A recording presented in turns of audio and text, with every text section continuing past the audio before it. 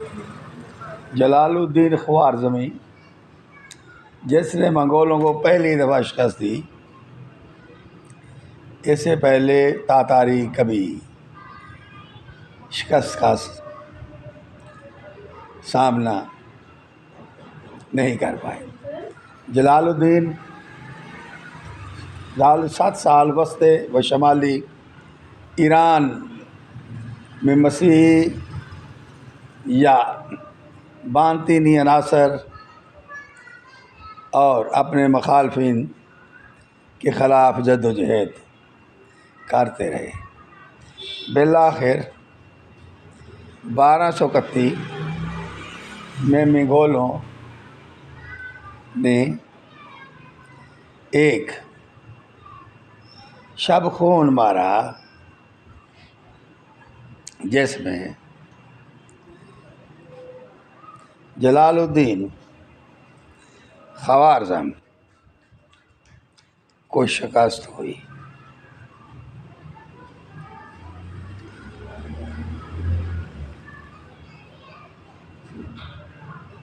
اور اسی دن کے بعد کسی شخص نے جلال الدین خوارزم کو دیکھا نہیں۔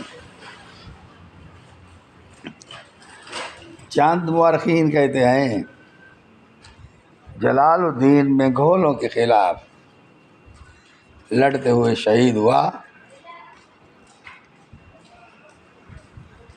کچھ کہتے ہیں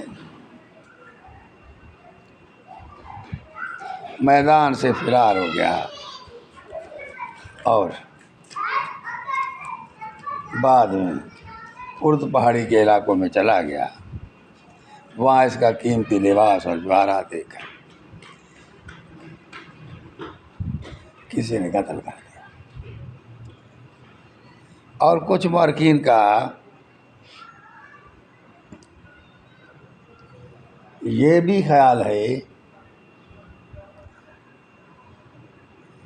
کہ جلال الدین کسی ناواقف جگہ پر چلا گیا اور جا کر صوفی درویش کا روپ دھار لیا اور باقی زندگی اس نے اسی صوفی منش درویش کی حالت میں گزار دی۔ یہی خوارزم تھا۔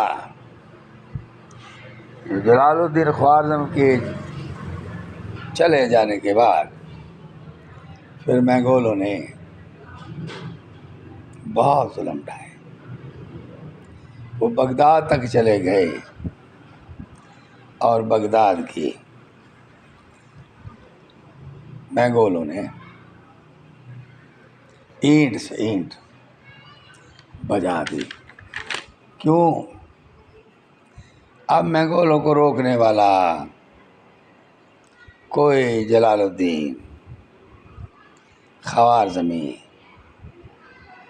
موجود نہ تھا۔